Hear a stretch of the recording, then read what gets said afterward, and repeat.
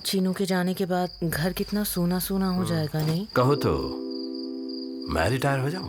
अभी education loan और retirement के खर्चे ना बाबा ना। और अगर रिटायरमेंट ऑलरेडी सिक्योर्ड हो तो फिर हो जाओ रिटायर। और वैसे भी शाम की चाय साथ पीना काफी रोमांटिक है, नहीं? चले। स्मार्ट लोगों की क्लियर है प्रायोरिटी, बाकी सब बाद में। सेकंड इनिंग से पहले LIC। नमस्ते, मेरा नाम सिद्धांत है और आप ललन टॉप देख रहे हैं। चौरी चौरा यूपी के गोरखपुर ज़िले का एक कस्बा है। ठीक 99 साल पहले 4 फरवरी के दिन यहाँ जो हुआ वो इतिहास के पन्नों में ख़ास तौर पे दर्ज है। 4 फरवरी 1922 को असहयोग आंदोलन में शामिल लोगों और पुलिस के बीच चौरा चौरी में हिंसक झड़प हुई थी। इसमें 34 लोगों की मौत हुई थी। इस आंदोलन की वजह से महात्मा गांधी ने असहयोग आंदोलन रोक दिया था, ऐसा भी कहा जाता है। अब बीते कल यानी 4 फरवरी से सरकार ने चौरा चौरी के शताब्दी वर्ष पर कई कार्यक्रमों की रूपरेखा तैयार की है। गुरुवार को प्रधानमंत्री नरेंद्र मोदी ने वीडियो कॉन्फ्रेंसिंग के जरिए इसकी शुरुआत की।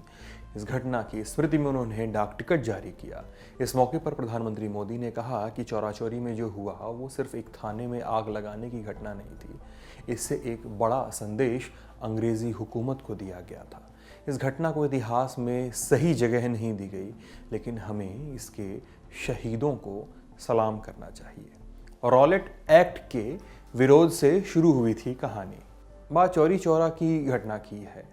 वो 1919-20 का दौर था। ब्रिटिश इंडिया के इलाकों में अंग्रेज़ी हुकूमत के खिलाफ गुस्सा बढ़ता जा रहा था। भेदभावपूर्ण रॉलेट एक्ट, जिसके तहत पकड़े जाने पर बिना न्यायिक कार्रवाई के किसी को भी जेल में रखा जा सकता था, को लेकर मुखालफत और स्वदेशी जैसे मुद्दे जोर पकड़ रहे थे। लोग लामबंद हो रहे थे। कांग्रेस में भी नए युग की शुरुआत हो चुकी थी और महात्मा गांधी का दौर आ चुका था। इन सब के बीच अमृतसर में जालियांवाला बाग नरसंहार हो गया। इससे पूरा देश उबाल पर था। लोगों के इस गुस्से को भांपते हुए महात्मा गांधी ने कांग्रेस के सामने असहयोग आंदोलन यानी नॉन कोऑपरेशन मूवमेंट शुरू करने का प्रस्ताव रखा। कांग्रेस ने प्रस्ताव स्वीकार कर लिया। 1 अगस्त 1920 पूरे देश में असहयोग आंदोलन शुरू हो गया।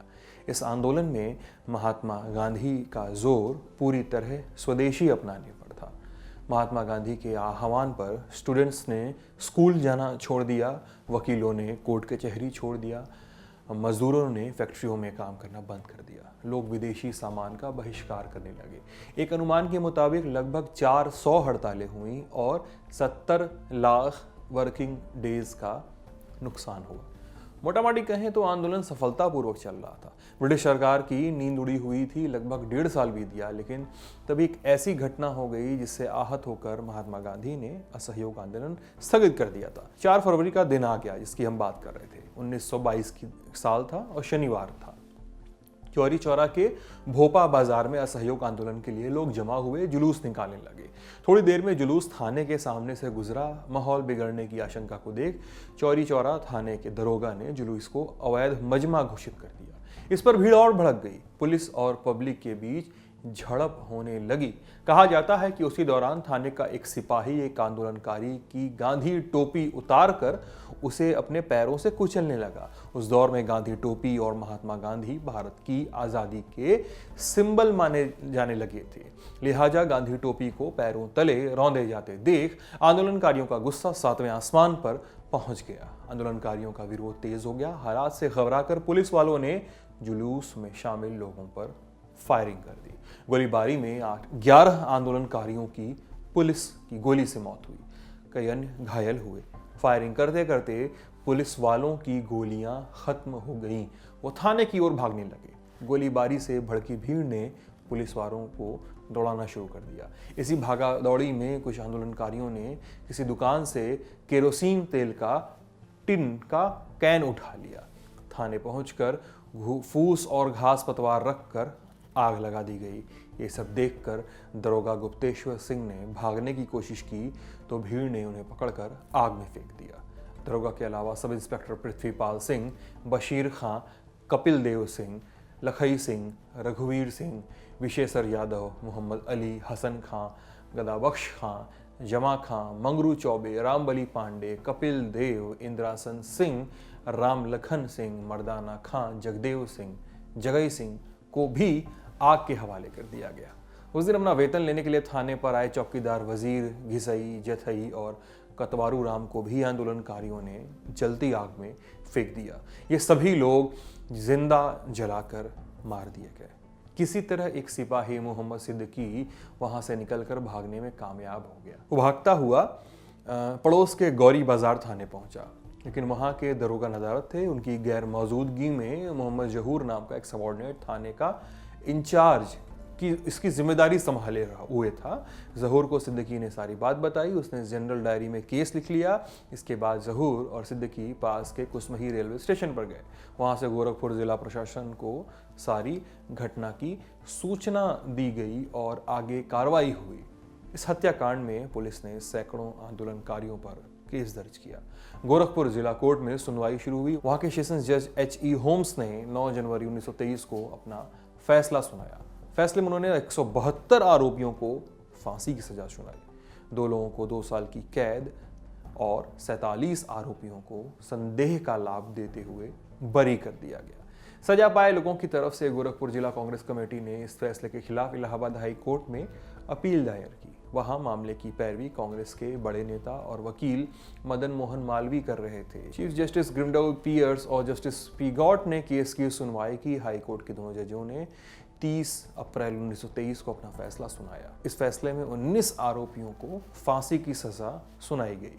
16 को काला पानी भेजने का आदेश दिया गया। इनके अलावा बचे लोगों को 8, 5 और 2 साल की अलग अलग सजाएं सुनाई गई। 3 लोगों को दंगा भड़काने के लिए 2 साल की सजा दी गई।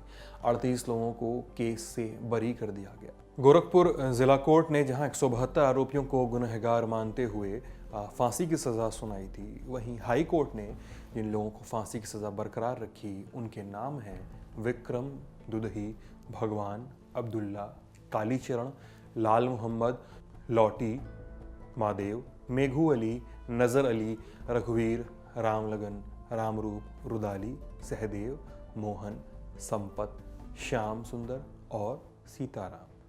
महात्मा गांधी ने आंदोलन क्यों स्थगित किया था? चौरी चौरा की घटना की सूचना मिलते ही महात्मा गांधी ने असहयोग आंदोलन को स्थगित करने की घोषणा कर दी थी। उनकी ये घोषणा अधिकांश आंदोलनकारियों को स्तब्ध कर देने वाली थी। सब सोच रहे थे कि जब आंदोलन पूरे जोशो खरोश से चल रहा था तब इसे रोकने की क्या जरूरत थी, लेकिन महात्मा गांधी अहिंसा में विश्वास रखते थे। उनके लिए ये घटना बेहद दुखदायी थी।